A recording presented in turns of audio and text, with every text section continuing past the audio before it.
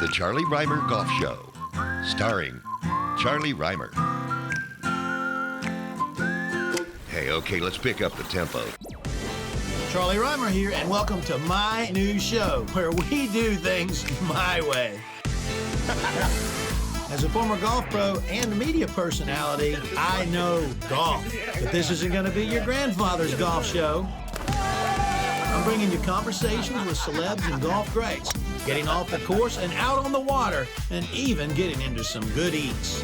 This is the Charlie Rymer Golf Show. Keep it in the fairway, folks. Today, I'm at the Barefoot Resort in Myrtle Beach, South Carolina. This is the Davis Love Golf Course. You folks are gonna love it. I'm Charlie Rymer, and me and this clown are riding with Rymer.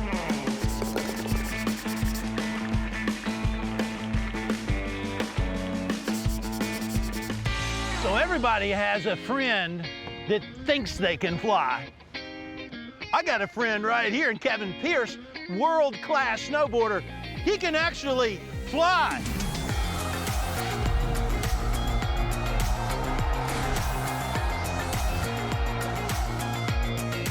Kevin, welcome to the golf capital of the world, Myrtle Beach, South Carolina. I can't wait to get you out on this barefoot course. You are gonna love it.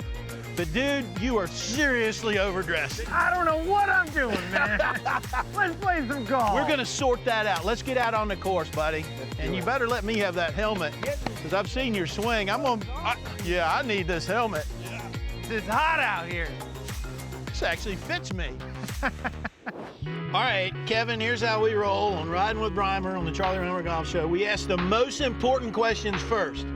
Question 1A and 1B. 1A, how's your golf game? Well, I'm hoping it's gonna be a lot better after we finish up today and I get a couple tips from you, but to be honest, it's average, bro. I got like this really pretty swing and like I like to look good and like act like I got it, but that's 90% I need some help, man. I need the other 10%. All right, so we'll get to that. 1B, am I too fat to snowboard? Definitely, dude. Have you looked at yourself in the mirror? Are you kidding? There goes your golf tip. Yeah. No golf tips for you. Are you kidding? You're beautiful. You would do so well on a snowboard. I can't wait to go riding with you. I'll tell you what, I learned to ski on 2 skis on ice in North Carolina in February, and I'm no Jean-Claude Keeley, but I can go to the top of most mountains and get down without killing myself, and I consider that a victory. I'm psyched to be down here because like I just want to tighten my game up. Well, you know what? That's what brings us all together in golf, because I don't care if you're Tiger Woods or you're somebody who's just starting or you're a world-class athlete like yourself. We all have this common struggle in golf, I think, that binds us. I've heard Jack Nicklaus talk about it. He's like, I still to this day when I play golf, I learn something. So you just can never figure golf out, period. Yeah, I don't know about that. I think I'm gonna figure golf out.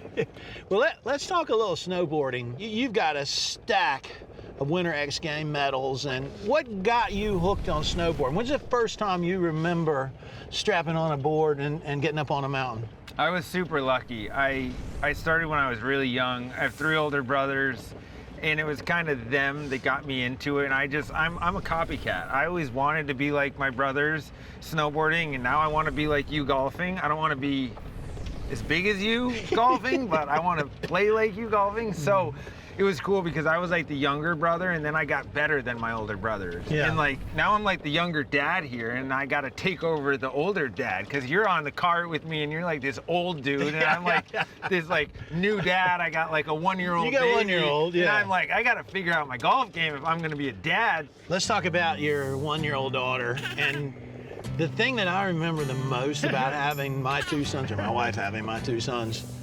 You had your 2 sons. That drive home from the hospital where you're in there and you got the baby and you're driving home and it's the first time, and that's the first time in my life I remember feeling like all of a sudden life got serious. It's more than just about me. What kind of impact has that having a 1-year-old daughter had on your life?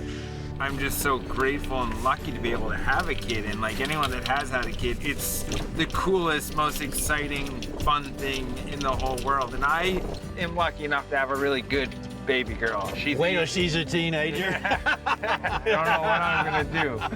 Yeah, but right now at age 1, it's all good and gravy, and it's just smooth sailing now. All right, Kev, we got about 160-yard par 3 for you here. That's a little into the wind. I got you hitting a 6-iron. You feel pretty good about the 6-iron? I do. I think it'll get there. All right, let's check out your action. Okay, you want a tip? Always want a tip from you, dude. I got this when I was 17 years old from Jack Nicklaus. I had a chance to play golf with him when I was a kid. You still remember it, so it's got to be a good tip. Are you kidding me? Getting a chance to play with your hero and you're 17, I remember it.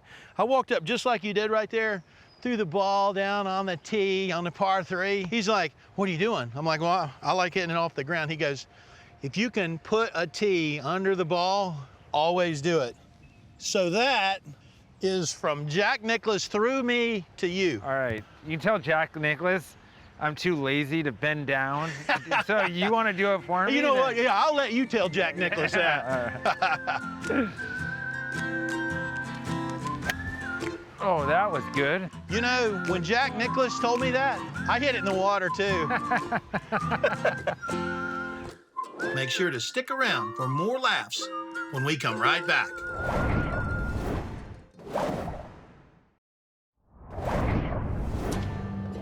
In my previous life as a PGA Tour player, I'd get a first tee.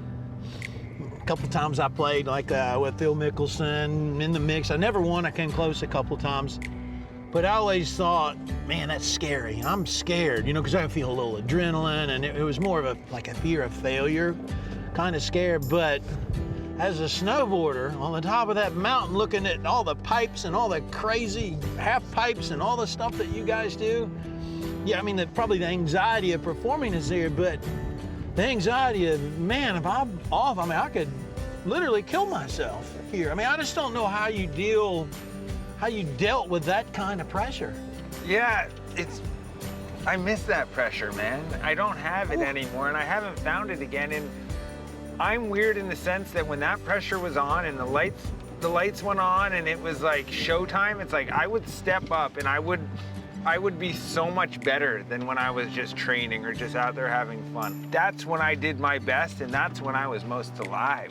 A lot of young kids will come to me, how do I deal with butterflies? And I always say, be grateful that you're doing something that's giving you butterflies in your stomach. Yeah. But I'd have a hard time telling the kid to go up the top of a mountain.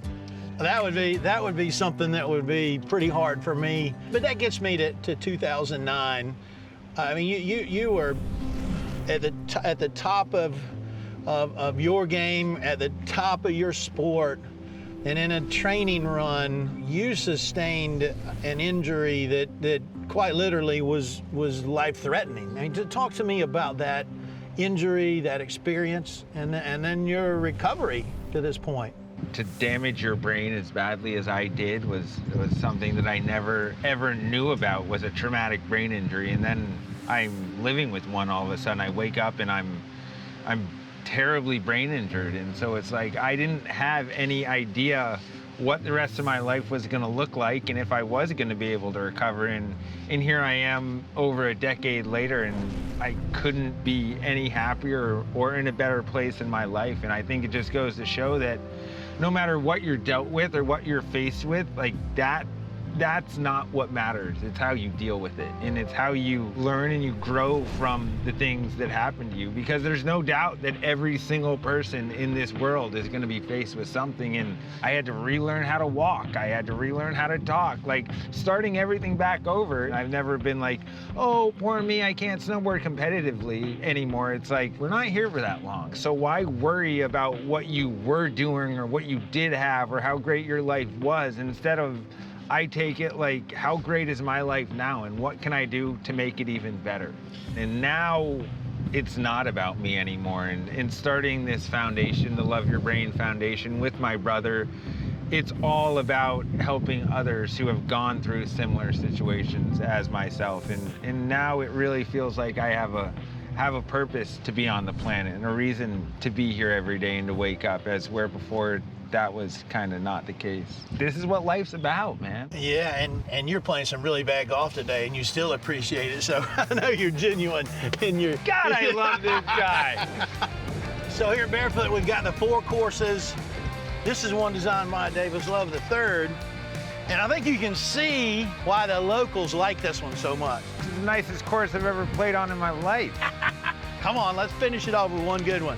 We got about 560 yards, par 5, into about 25-mile-an-hour wind. I'm thinking it's probably not reachable in 2. Right down the middle. Beauty.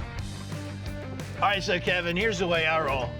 I've been watching you all day, and it's really cool giving a tip to a world-class athlete because you're going to get this immediately. So go ahead and grip it like you've been gripping it, all right? Okay, and I want to show you the power in the golf swing comes from cocking and uncocking your wrist, okay? When I take this left hand and move it over a little bit and get that club more in the fingers, you feel how you've got more whip there. Yeah. You can have more cock and uncock in your golf swing. Yeah. And all that is just a simple grip change. So when you feel the club, I want you to feel like it's more in your fingers than in your palm. And then I want you to feel like you're whipping that club through the ball. Boom! How about that? No questions, you just gotta trust me, buddy. Let's go. We got this thing figured out. We out of here. Nice shot up there. Grab that putter. Now then, I know this is your first time to Myrtle Beach, but we're happy you're here with us in South Carolina. Finish off this day with a good putt. All right, well, I appreciate all the help fixing my swing and getting me out on such a beautiful course. And let's see if it did any help here, huh? Atta, baby. There we go. Great way to finish the day. Killer day, man. Thanks so much. You're for welcome having me. here at Myrtle Beach, South Carolina. We'll roll out the red carpet for you, buddy. Enjoyed it. Great spending time with you. Awesome. Appreciate it. Love it.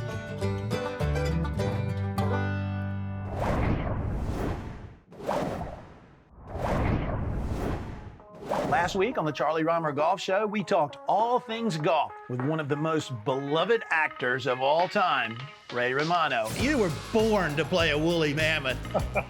When it just goes away, what do? What I did was get a job as a golf announcer. Yeah. Well, it was definitely Hank Haney. He would constantly tell me, this is what you should not be doing. What is your favorite golf course?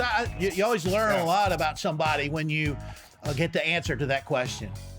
Well, it's pretty cliche and boring, but I do have my top 2, Pebble and Augusta. I got to play Augusta. Yeah, that's a pretty tough ticket to get around to golf at Augusta. And the thing that's interesting to me is whether you're talking to players you're playing in the tournament, highly successful folks from all fields, politicians, someone like you still have to feel it in the pit of your stomach when you stand on the first tee at Augusta National, I would assume. What is that feeling like to you there? Well, at Augusta, it's ridiculous, but I'm going to play the same tees and the same pins that the guys played the day before, just to see my number. And my goal was to break 100. I said, I just want to break 100 from the same exact spot that they played yesterday. And I never did. I got 102. But again, I played by the rules. So it's nerve-wracking in that sense. There's not a crowd there, it's just us. The crowd comes at Pebble, when I play the AT&T. And is that nerve-wracking on the first tee? Yes. The reason for nerves is I want to make the cut. People don't realize, the amateurs, especially the celebrities, it's fun for us. We interact with the crowd and we try to make people laugh, the comedian, whatever. But inside we're grinding because making the cut is like it's a highlight of our golf life to make the cut and play on Sunday. I've played 21 years there. It took me 11 years to make the first cut. I've made it 3 times in total. Well, Pebble Beach obviously is a special place. And looking at the TV ratings every year, that Saturday at Pebble Beach, where traditionally celebrities have been featured, and you've been a big part of that group of celebrities that were featured at Pebble Beach on Saturday. There's been some wonderful moments throughout history, and the iconic moment of 2 or 3 that I remember, you on a beach playing the shot up the hill. As I recall, you were playing up to 10 green, and it's like the whole world stopped and was fascinated by that moment. What do you remember about that day? Oh, I remember everything. That was year 1. That was my first year. So I've had my TV show for 3 seasons maybe, and a dream comes true. I get an invite to Pebble, you know. My pro was a guy named Eric Booker. Do you know Eric Booker? I do. You know, I grew up watching Pebble Beach, so I'm just amazed at everything and in awe.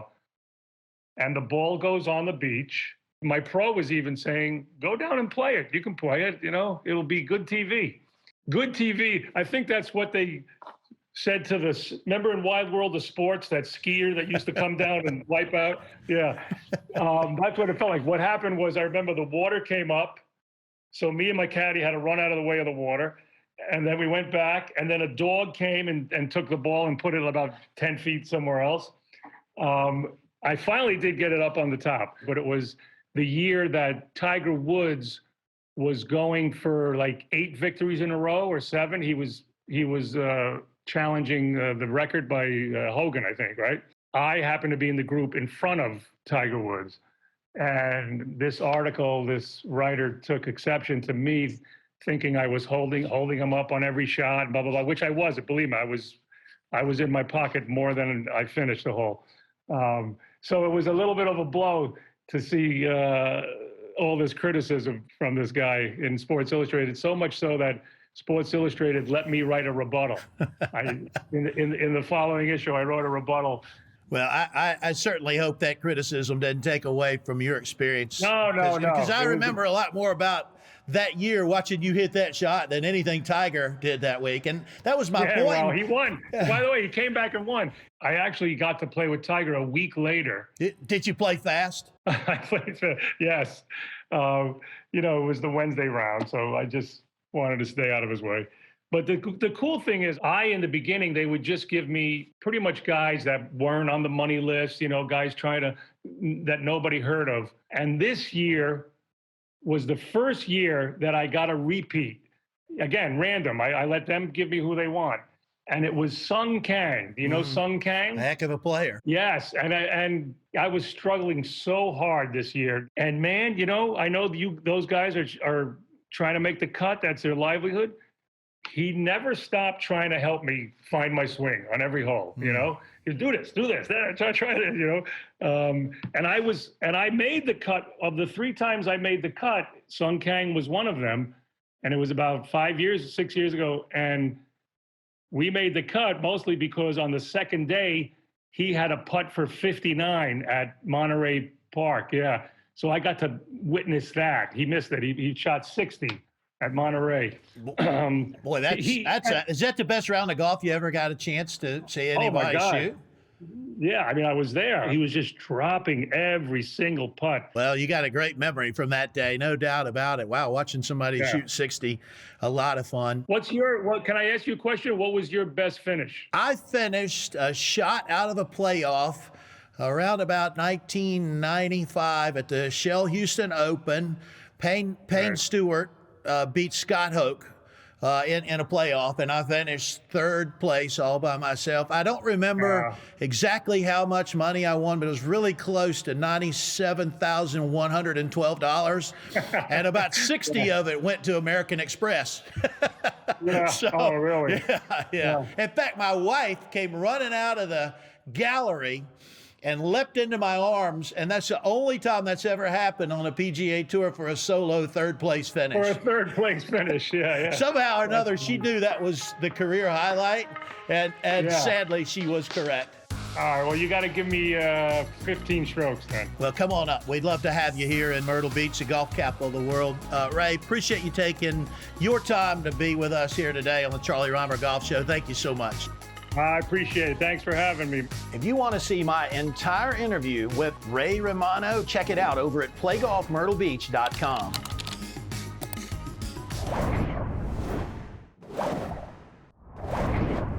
So last year, we were over on number 1 tee, and Charlie came over and was he wanted me to help him with his game. He always hitting a few shots. I'm just like, Charlie, you've got no chance, and I've got no chance to help you. I mean, it's just... All I did was ask you to read this right here. Look in the camera and read this, and here you are making fun of me. So read it, would you? Welcome back to the Charlie Rymer Golf Show. Right now, you watch me hit a few drives over here? No, I'm not doing that. I'd call Coach Terrell. How's that for a welcome back? Unbelievable. Next, we've got some incredible drone footage of one of the most beautiful holes in South Carolina. Scratch that. The world. Right after this shot of the Grand Strand, that is. Not a bad place to end up after a great round. Feast your eyes on the 18th hole at Caledonia Golf and Fish Club, right down the road in Pawleys Island, South Carolina.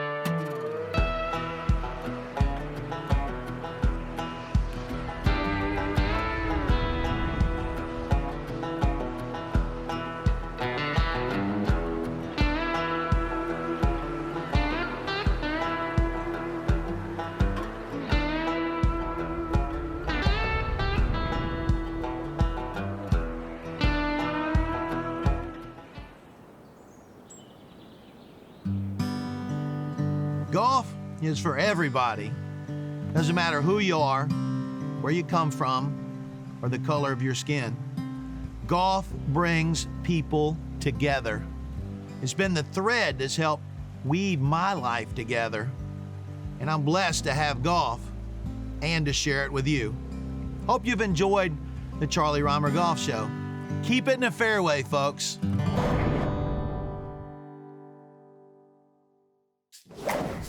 You are seriously overdressed They today. told me it was gonna snow down here. Who's they?